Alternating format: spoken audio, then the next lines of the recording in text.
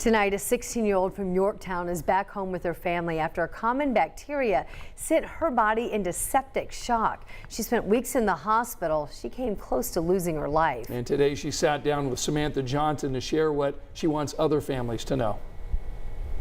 Charlotte Vinson is a star on the volleyball court. That's her on the right. She's so good, she's already committed to play at IU after her senior year. But Charlotte hasn't been on the court in weeks. I did lose so much. Back in May, Charlotte had what she thought were common strep symptoms. Like sore throat, like body aches. But it escalated quickly. In a matter of minutes, Charlotte was airlifted to Riley Hospital for Children. I just remember like being on the roof, like off the helicopter, and that's it.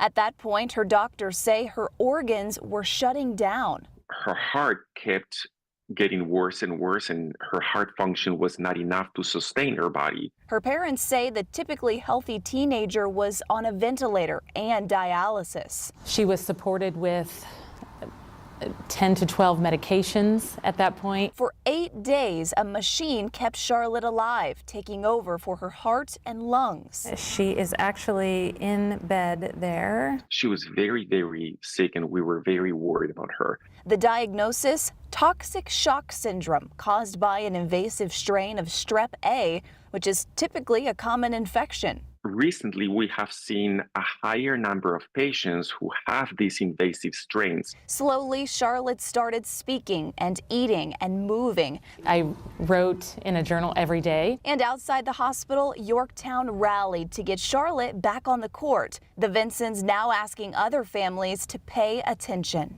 You know, recognizing that sepsis is something that happens, and it can happen to people who are young and healthy. Not being afraid to be like, hey, like, this is wrong, like, I do need help. Prayers for Charlotte answered. And I hope that soon enough I can see her play volleyball again.